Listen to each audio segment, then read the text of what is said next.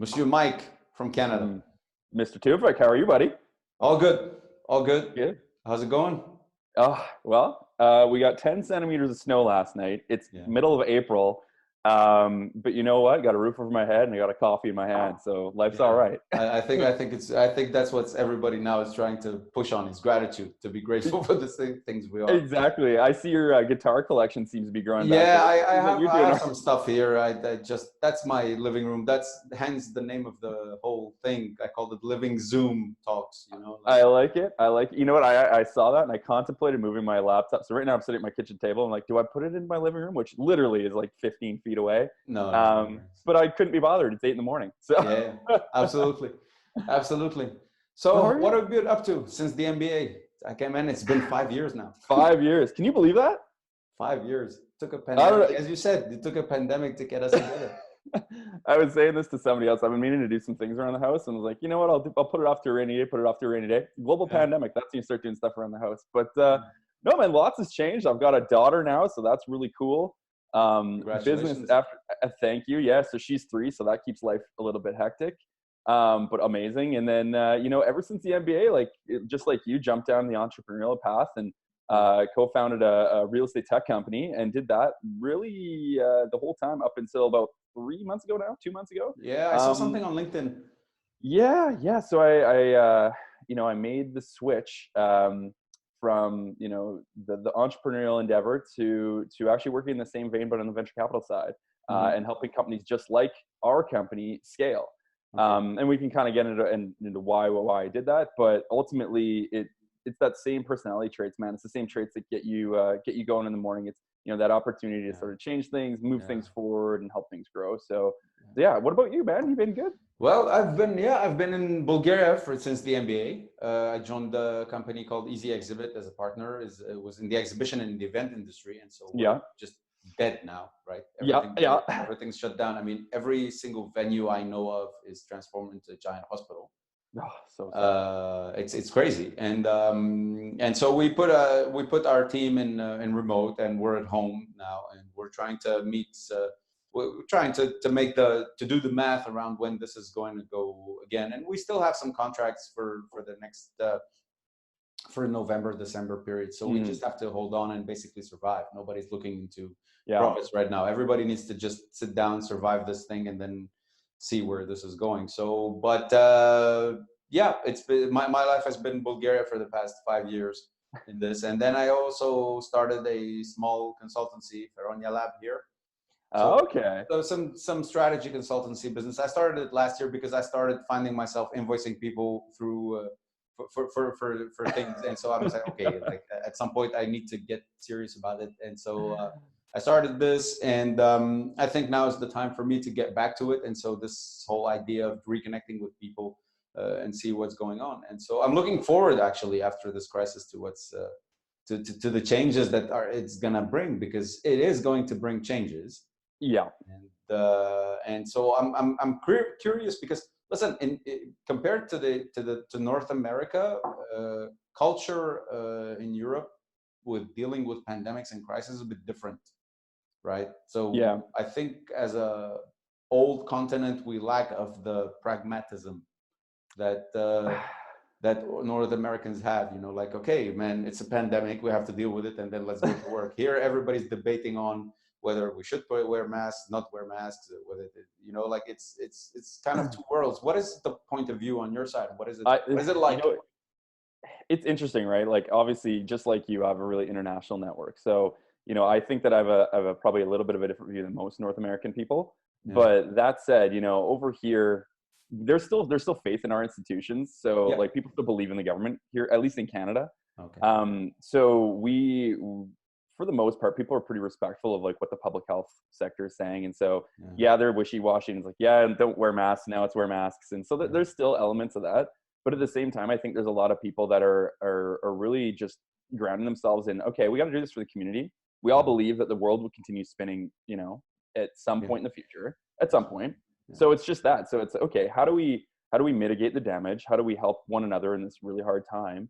And then how do we keep our eye on the horizon so that when things do return to some level of commerce, I won't use the word normal, I won't use the word new normal, but but there will be some element of elevated commerce going Of course. forward. Of What does course. that look like? What does that look like, and how do we position for it, right? And so I think yes, there is definitely a pragmatic approach to it, but I mean, there's still a lot of people here that are debating certain things that you'd be like, well, why are we really debating this? Okay, I think so it's that element of like the grass is always greener, right? Like yeah.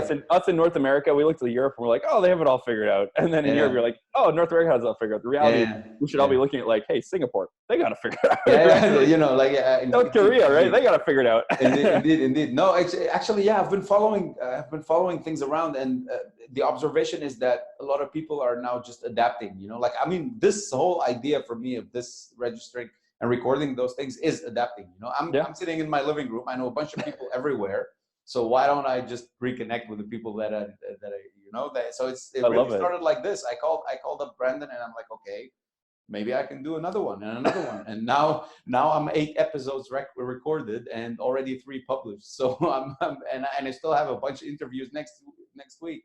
Not gonna lie, man. I saw it and I was jealous. I was like, "Oh man, that looked like a fun conversation with Brandon. Oh, that's awesome." And then you text me like, "Oh, right on." Yeah, absolutely. And so, indeed, when I look at the news, I mean, I see a whole bunch of stuff, and I see a lot of the misconception. I mean, I don't know. Maybe that's a question I need to ask. Maybe somebody. What is up with the toilet paper, man? Like, what I lived in Lebanon through the Civil War, and I don't there were literally bombs dropping, and I don't remember running out of toilet paper. Like I don't remember my parents saying, what if we run out? I don't know the science behind it, but somebody explained to me there's a psychological component to it, because I guess at any given time there's only like, let's say 20 packs of toilet paper, right? Because they're so big. And so when they disappear first, right? So all it takes is like one person to do a run on the toilet paper, and then everybody sees it, and it's just this like follow-on effect. That's the one element that's explained to me, because it's a big product and you don't have so few in the store anyway. So the visual volume, when you see somebody packing up on something, you're like, oh yeah, I forgot that. And maybe I shouldn't take only 4, I should take the 20 pack. Yeah, totally. So that's the only thing that's made sense to me. I don't know if it's true, but that's the only thing that's made sense. Like, we have 3, apparently we have 3 toilet paper mills in Western Canada. Yeah. We're talking like 10 million people, 3 of these mills, and we're still like they're bare shelves, right? It's like, it doesn't make any sense. No, I mean, I looked at myself, like, I don't know if you've, but we spoke about it during the MBA. I had a bakery in Paris, right? And so I looked at myself and I'm like, okay, what did I buy? I bought pasta, rice, flour, sugar, salt, a little bit of butter, olive oil, some milk, the essentials, eggs, if you will. like anything you could make a bread or an omelet with, like something, all those natural proteins that we learned about when we were kids, And then I'm looking at people buying the Clorox, buying toilet paper, and I'm like, who's gonna eat that? Like, there's a pandemic, and you're worried about you're worried about the wrong things. Like, okay, and I thought I got it wrong, and then I started thinking, and that's why it's indeed that there's a big psychological thing into it. I think that's the only thing that makes sense. You just mimic. Yeah. I guess it's monkey see, monkey do. So the question is, did you go back and get toilet paper when you were? I did. Exactly. I did, but not as much. Not as much. I'm like, yeah, okay, I could use. I mean, I don't want to come back in a couple of days if I run out, but I didn't buy a 20 pack. Like I did. I'm not betting on the fact that I'm not gonna get out of my house for 3 months, or that there won't be toilet paper anymore. Like, that's just it. That's just it, man. It's interesting, right? Who knew that this is what 2020 would bring? Yeah, absolutely, man. I mean, when we were in the MBA, I mean, that's what I told. We were speaking with a girl yesterday. You'll see the episode later. That who could have thought about a year ago, right? Great. So based on this logic, anything we can forecast right now, can we just say that it's hypothetical without being so certain about it? Like, let's say it's just what we hope for, but let's not be like so certain about it, because about a year ago, like, I don't want to go into the debate of, in China, they knew it since November or whatever. Okay. April 2019. Did anybody forecast something like this happening in April? Not a chance. Yeah. No. So how can you say what's going to happen in April 2021? So that's what we hope for. I think that's what humans are. I think so, man. And I think there's also those, I think we call them like pretty little lies that you tell yourself. Yeah. So, what's the pretty little lie we're telling ourselves is that, once we're done social distancing and we flatten the curve, that we can go back to normal. Well, the reality is what comes after social distancing? More social distancing, right? Like you look at, if you plug into what people are talking about, it's like, well, we need an off-ramp, whether that's a vaccine, some good therapeutics or treatments, some sort of big data tracking, which comes with a ton of privacy constraints and issues, and a constrained level of mobility, right? Whether that be international travel or inter-nation travel, right? And so I think what most people are telling themselves right now is, I think we'll get back to that place soon, and hopefully it's normal. But the reality is, and I think most of us know this, and when we actually think about it, the reality is it's going to be completely different for at least a foreseeable future.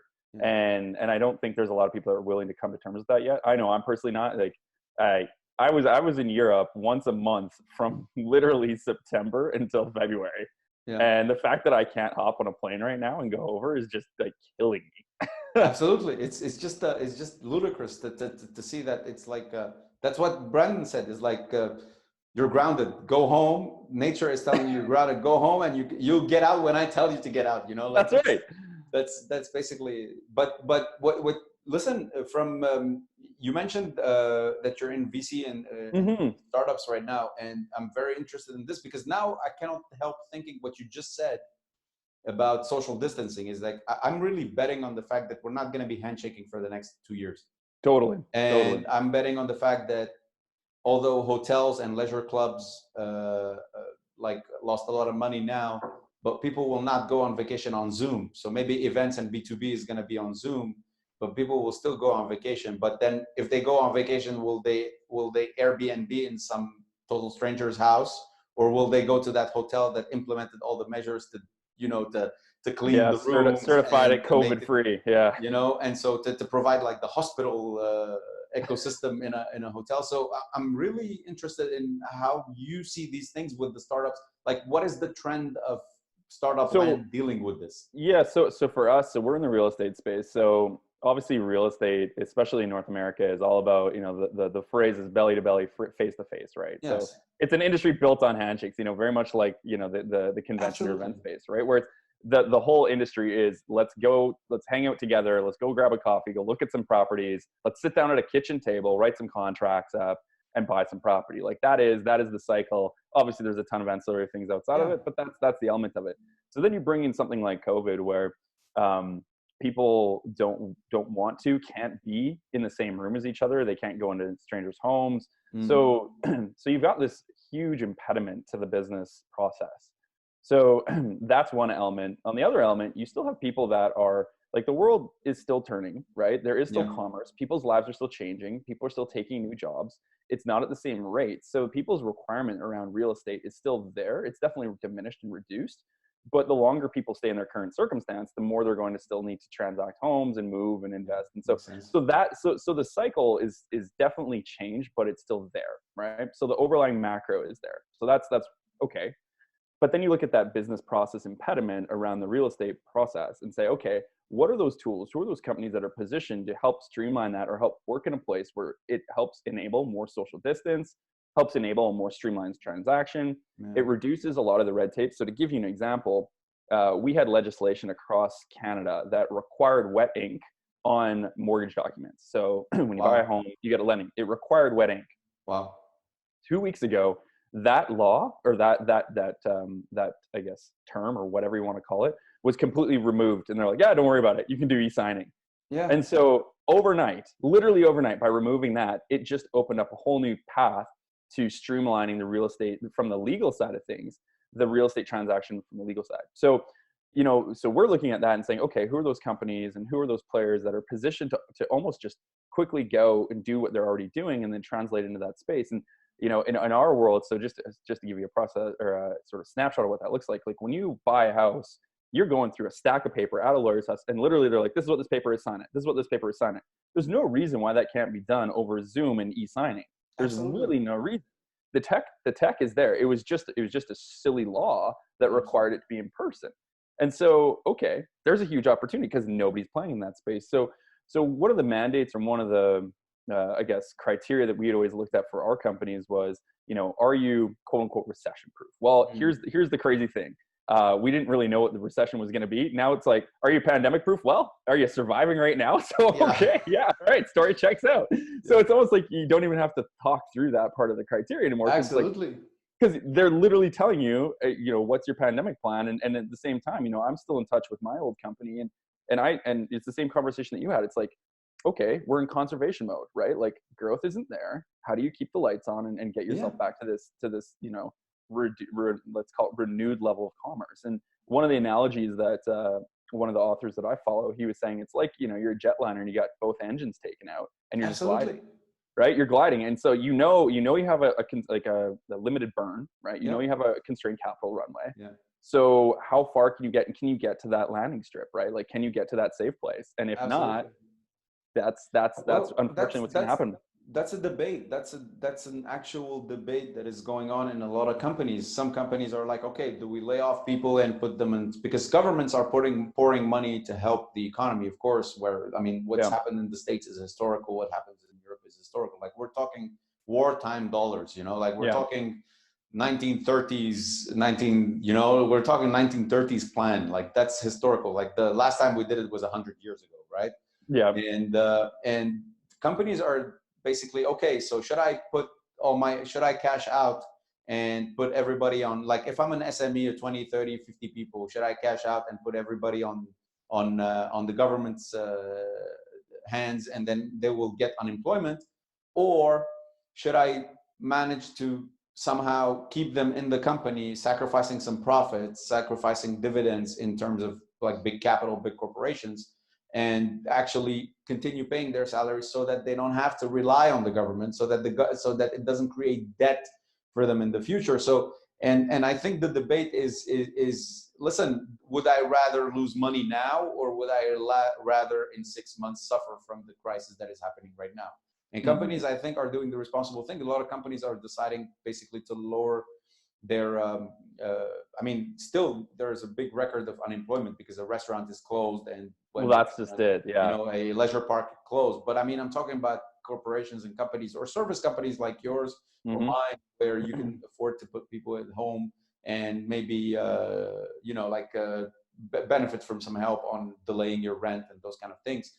And I think there is no real answer. The answer is, if I run out of cash now, will I survive the next 6 months? Yeah.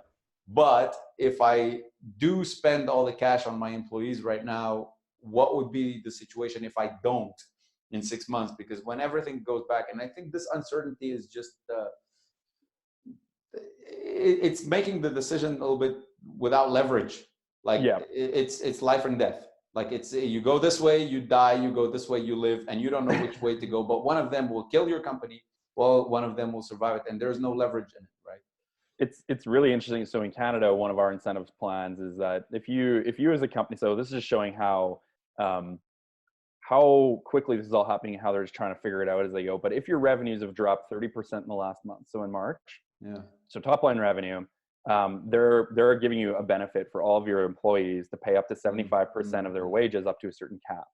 So the whole thing was, how do we take them off of, we call it employment insurance. How do we take them off of that element to essentially another version of it, but it's coming through the company's dollars, because then it allows the companies to ramp back up when things get to that place. Absolutely. Instead of them having to rehire everyone. So there's an interesting model, but like, as far as the government's approach, they're like, don't abuse it, because we're going to fine you like 2 years from now if you abuse it. But because they can't track it, right? Like, how do you track a month-over-month decline of 30%? No, you can't. Revenue? No, you can't. And the amount, the thing to think of is the money is in a limited space, and it's coming from, even though it's coming from one source, whether your employee is on unemployment or whether he's still on your payroll but have time, for example, with some benefits from the government that go easy on you for the taxes or something, that money is being spent anyway. Yeah, exactly. And so you have to choose whether do you want to create debt in society for individuals, or do you want to create debt in society for companies, right? And so what I'm afraid of is that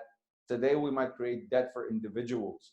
And that debt, there's a big book by Ray Dalio called The Debt Crisis. I don't know if you went through it. I mean, that's a brilliant book that describes exactly what's going on right now. I mean, how foreseeing he was in describing this. Interesting thing to me, oh, sorry, go ahead.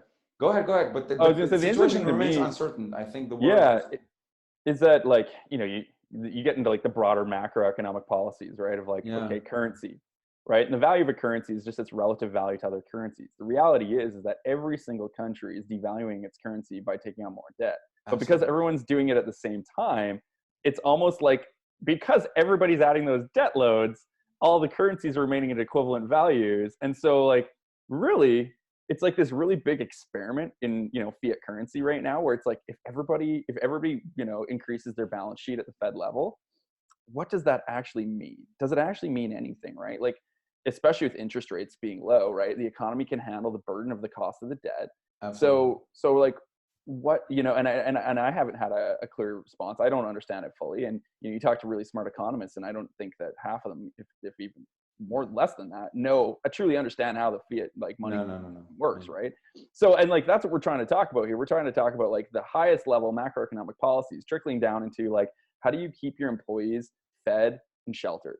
And I think from our perspective as like business owners and leaders in the community, it's you're seeing, I think, this bifurcation of two types of companies with two types of individuals. It's those people that are how do I make this an opportunity with like really like aggressive messaging and it's that. But then there's the other people that are like, hey, listen, this is what we got to do. Let's batten down the hatches. We're going to take care of you as good as we can. And I think it really bodes well for those companies that were already kind of operating in some level of transparency. Yeah. And I think that there's that push for transparency within corporations too, where it's like, I don't know about you, but like in my old company, my employees, they knew exactly what our monthly burn was. We didn't go down to the salary level, but it was, here's what our monthly burn is. Here's cash in the bank. Here's revenue. You do the math, right? Yeah, Like that's what we did. you can That's what graph we two did. curves, That's right? what You we can did. graph the curves. Yeah, exactly. The debit credit. How long can I survive? That's my credit right now. Considering that there's going to be no income for the next 6 Exactly. months, right? What's the debit, and when do I reach zero, and when do I reach a certain overdraft? When do I ask a bank for like a crisis loan or something like this? And so we did the math, and indeed, we're coming back, I think, to the basics in economy. It's like I have 10, and I spend 2 a day. How many days? Yeah, exactly. Period.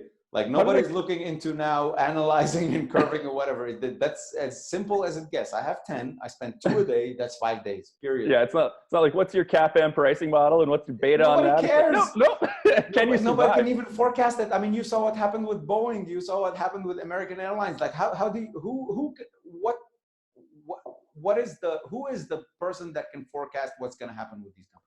Well, and that's just it. And I think, I was having this conversation with another friend of mine, and we operate in a world of probabilities, right? Like that's how society has come to terms with forecasting. Yeah. It's like, okay, there's a 0.1% chance, you assign a value to it, and then you have an expected value.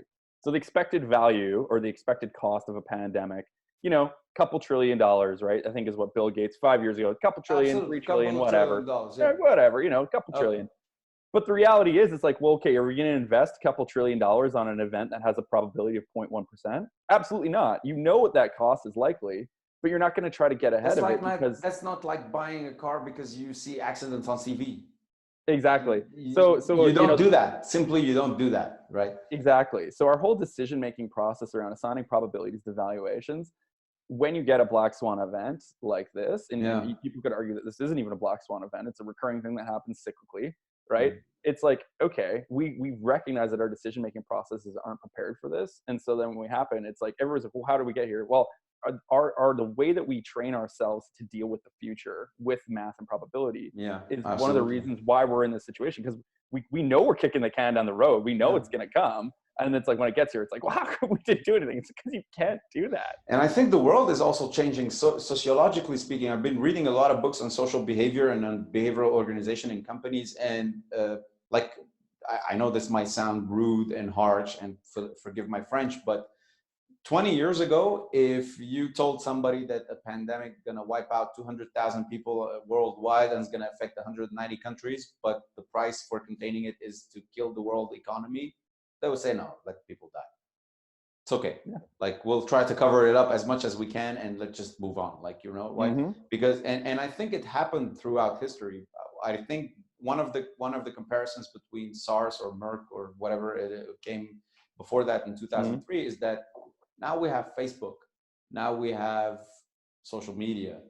Now we're connected, now we're traveling a whole bunch more. And that comes, I think, with the responsibility as well. Is that's what I've been writing to everybody, by the way. Every time somebody posts something on Facebook, on LinkedIn, in my network, I just write down, can you please indicate the source? Yeah, exactly. Just indicate the source. Like, that's the civil duty of anybody out there. Is, listen, man, you're going to receive a bunch of information. Just look into the source, right? Yeah. If it seems a shady source or something like this, just don't click share, okay? Just consume it, keep it for yourself, and just don't click share. If it's some governmental, I mean, I don't blame the government for not knowing 6 months ago and then knowing right now. Yeah. The people I blame is the people that are still conveying the lies and still conveying the misconception. Now that we established that the mask is helping, yeah, it shouldn't be a debate anymore. Okay, 6 months ago, it wasn't established, so maybe it was a debate. But now that it's not a debate anymore, can we just move on past the mask? Can we just say, okay, we were wrong, we need a mask, and move on, and now find a way of getting the masks, So yeah, I think that's what's happening. And I think the world and the behavior, it will certainly change our behaviors. I wrote a piece, I said, this is nothing comparable to 2008 crisis, because 2008 changed our votes, because there was a trust issue with the system and with the banking system. I mean, I remember 2010, anybody who wanted to become a banker, they would just say, oh, so you want to be a crook? No, man. You see what I mean? I think 2008 changed our votes. I think 2020 is changing our behaviors. I think we're going to consume differently. We're going to live differently. I think from a North American point of view, I think this is obviously completely different, but somewhat similar to September 11th in the way that it's going to change behavior. Specifically, so September 11th changed the way that airports work, right? Yeah. So enhanced security, locked cockpit doors, no fluids. Yeah. Those are like three things that are now just like we all consider normal, right? That's just normal. But most people, the kids going up to the cockpit and hanging out in the cockpit, right? Like those things all happened up until 2001. 2001 hits. You cannot do that. There's locked cockpit doors. There's enhanced security. There are even words that you cannot say on an airplane. Even words you can't say. And so then the question, so when you look at that and you're like, okay, I could see that being more like this, where, okay, let's just you go down the travel path for a minute. To travel, do you need to do? And I'm of the belief that we're going to have COVID tests where you can get the results within a matter of moments, right? So do you need to prove that you're COVID free to do international travel, or do we have certificates, right? You need to be able to prove that to have the right.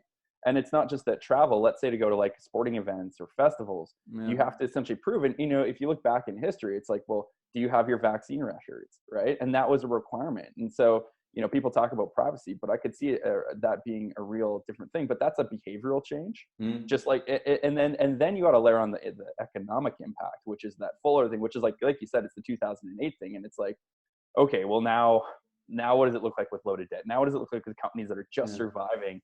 And I had this one conversation with another guy, and they do a bunch of stuff for events as well, and they're like, literally, you can't plan for a world event or a world thing where literally there's no events, because the business strategy was, well, if let's say sporting shuts down, you've got music, right? And if music shuts down, you've got weddings, right? But you could always go from event to event to event. But the reality is, like, you cannot do any event anywhere. No. And so their entire business. And sports shut down, so no more sales of Nike t-shirts and no more sales of Air Jordans. And then music shut down, no more selling of instruments, no more selling of goodies, and no hotels. Like, you used to travel in Europe from Paris to Italy to go through a concert over there, or you see what I mean?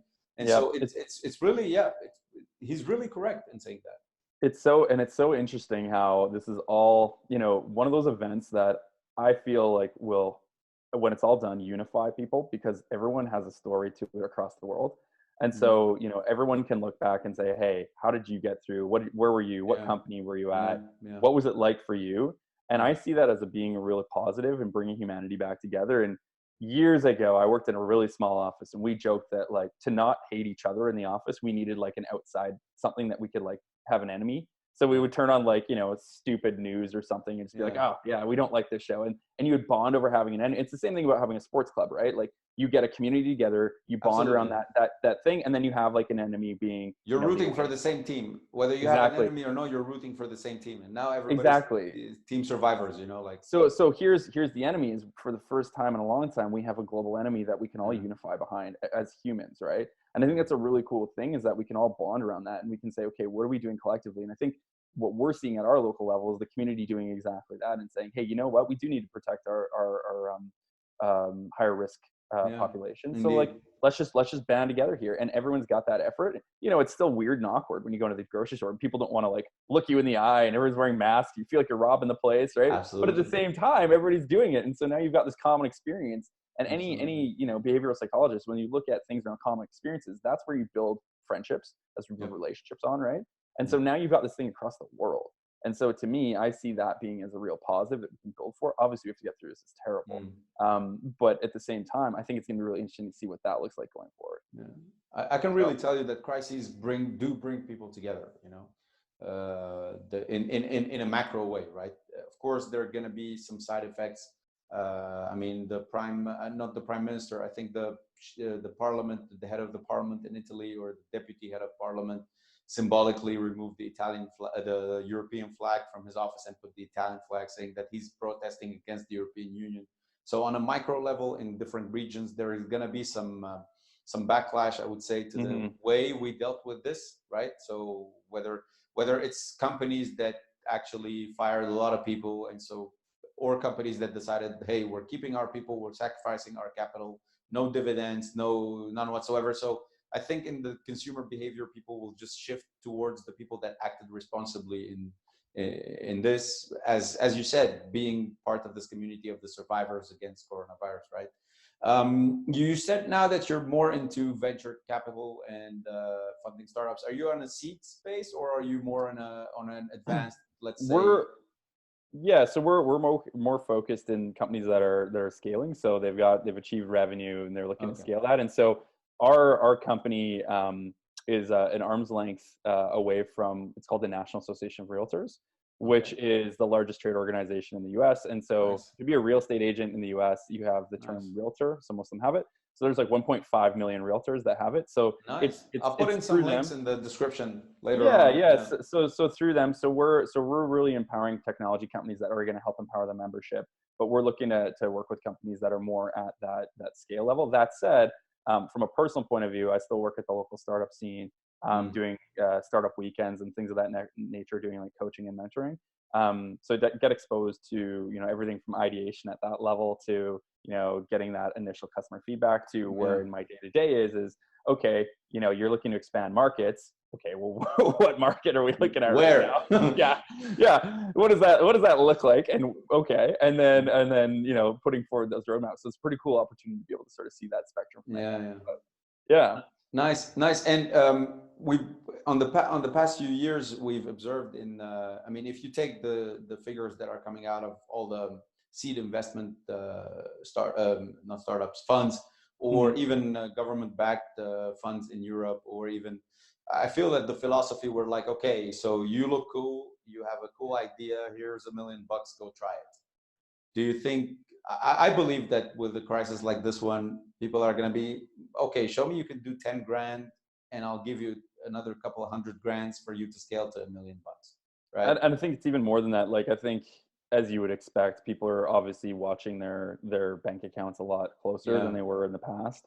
And I think that there's definitely some fiscal responsibility that's getting reined in a little bit, to the point where you could make an argument that it's too much constraint. And so locally, we have a national bank here that is now going to co-invest with regional venture firms to essentially boost that capital. Because the reality is, and you know this as a business owner, is you do need capital to grow. Absolutely.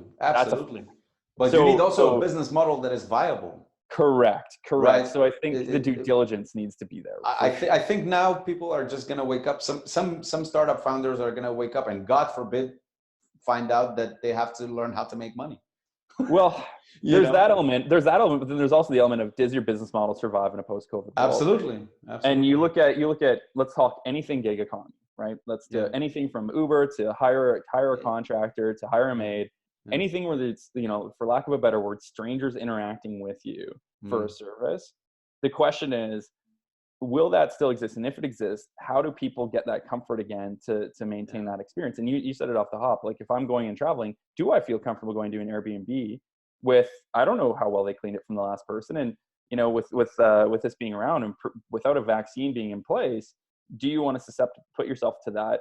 And let's play this out further, is that, let's say you get tested positive and you're traveling and now you have to mandatory go into quarantine under a government program, right? Like, is that something you're going to risk if you're on a business trip? There's a business idea that I'm going to throw out to people here is if you're in the cleaning sphere and you want to create a business, get yourself certified and licensed to be able to COVID-19 certified clean, and go target the people that put their apartments on Airbnb and do that for them for a fee, right? Like, I mean, either people will stop consuming or people will go bypass the consumption, and then other jobs are going to be created. And unfortunately, we cannot forecast it. I think that's exactly it, man. And it's like, okay, can you like, what's a COVID certified cleaning? Doesn't exist. Okay, go create one. Go lock down the trademark, like go get it, go create the license, and then you create that thing, go get it certified with your local health agency. Absolutely. And implement it. And now you as a super host on Airbnb, you can put that up, right? But I think that's not just going to be Airbnb. It's going to be, is this Uber car? Hotels, even companies will do this. I mean, we were talking with a friend of mine here that runs for TELUS, the company TELUS. He runs a calling center, and he said, just this COVID-19 is just going to kill the open space. We're going to go back to boxes. We're going to go back to small, this plexiglass closed areas where we're going to keep a couple of meters away from each other, because you simply cannot put 200 people on a plateau the way you used to put them about 6 months ago. If people even go back, even if people even go back to the office, like that's even another if question. People go back to the office, or your call centers might be a bunch of freelancers in their homes. And so I think we're living in really exciting and changing times that hopefully we'll learn some things of, right? I think the reality is, and I think for most people, it's the lack of control. Yeah. And I know it's a big thing for me, is that, you have to come to terms with the fact that you don't control this event. So once you mourn that and you process that loss, the question is, okay, how do you adapt and how do you continue living your life, right? And, as I think you said off the hop as well, it's, okay, so, you start with being grateful for some of the smaller things. Like, the fact is, I can spend way more time with my daughter than I would have 4 weeks ago. Is it harder? For sure, because the work's still going on, but I still have this amazing opportunity to get to know my daughter better than I would have in the past. So, I hate to just sort of look at it. I'm an eternal optimist. It's definitely a downfall. But I think that's like a classic. Yeah, it's a classic entrepreneur. You have a trademark in being the optimist. Yeah. So, like, to me, I'm looking at this and saying, okay, what are these great things? Well, look at the adoption of Zoom. Okay. Yeah. Everyone was forced to adopt to Zoom, like, as everyone has been doing. You're doing drinks with your family. You're getting, your parents, your grandparents on there, if you're fortunate enough to have them, have that technology. And so it's like, okay, what we've learned here and what with a business is that adoption and getting people to take the plunge with your product is one of the hardest things. Absolutely. So now you have all these people taking a plunge with all these new products and all these new different business models. And so you're going to have all these things emerge out of this that, again, we don't know it. If we knew it, both you and I would be billionaires coming out of this. But the reality is, you don't know what those emerging trends are, but you're going to see these trends emerge that you haven't seen, in my opinion. I don't think we're ready for what will emerge post out of this, right? In this new way of life. And from everything from people not working at the office anymore to people just going about their daily lives and doing it in a little bit different of a way, right? And so how do you position yourself? What does that look like? How do you pivot your current company to be in alignment with that future world? So you're not changing your business completely, but how do for you in the event space, how do you align with a post-COVID business event space? What does that look like? Yeah. Are you the online event specialist for the next 2 years, right? Like, I don't know. Yeah, absolutely. So absolutely.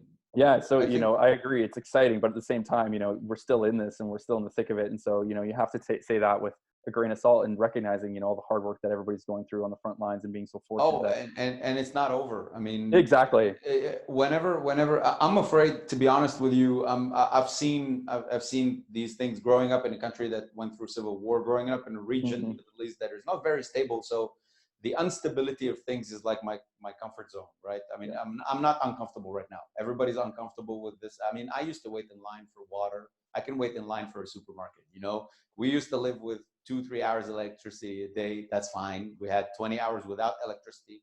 So I would survive a couple of hours without the internet, for example, or 5 hours without the internet. So that's not affecting. On the other hand, I'm seeing these behaviors that people are starting to relearn. I know, for example, for fact that Amazon Prime is not so prime anymore in Europe because the delivery is saturated, right?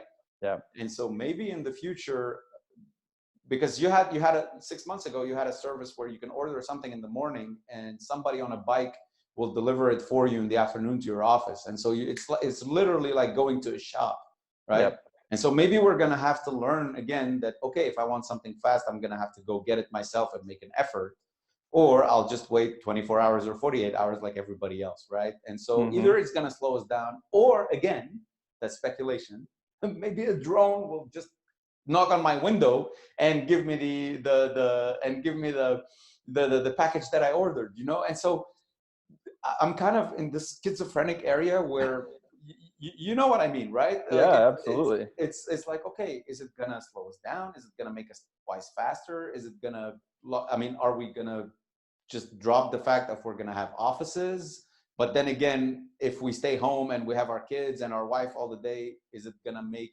relationships a little bit harder? Because everybody needs some balance, you know? Yeah. And a lot of couples now are discovering that actually they hate each other. You know. Unfortunately, yeah. so Totally. so I'm kind of between this balance. What would you say, like, if we have to end on a Hmm. positive note or whatever, what would you say to the common guy who's just waking up with some uncertainty? What would you give from your perspective of how you see companies evolving and how you see businesses evolving and how you Yeah, for me, it comes down to what your core values are as your company. And only you know what those core values are, but just revisiting them. And so, from our perspective, our core values are that community, embracing one another and supporting one another, and trying to be helpful. That's always been our core values. It was my core values at my last firm. It's our core values at our current firm. Yeah. And so, just going back to that and having that be your compass with whatever decision you're going to make, because there's going to be a ton of decisions that are going to continue to come at every business owner, at every entrepreneur coming down the pipe. And so as long as you, at the end of the day, can rest on the fact that you made it within alignment of your moral compass and your company's moral compass, I think that's the best that we can do right now. And just go with that, because ultimately you have to live with those decisions. And so they need to be in alignment with that, and to not forget that you put those in place. Those are truly who you and your company are, and just to stay true to that. Amazing. Amazing. My grandfather used to say this, by the way, what you just said. That's very, yeah. He used to say, listen, you're going to live in a world sometimes where you cannot change things. The best act of resistance is not allowing those things to change your core values and the way you think about certain things so that you can move forward. So I think we have the same mantra, if you want, and the same Maybe values. it's the entrepreneur blood, right? I I don't think it's the know. entrepreneur blood. I mean, I think we just realized that you cannot do it alone, and at some Yeah. point, where you cannot care just for yourself, and you have a responsibility. I think leadership, as you mentioned a little bit before, it's more of a responsibility than a privilege, right? So it's Totally. cool. So I think we can wrap up. So good to see you, buddy. Yeah. Good to see you. Yeah, let's reconnect. I'll publish this and I'll put this together in a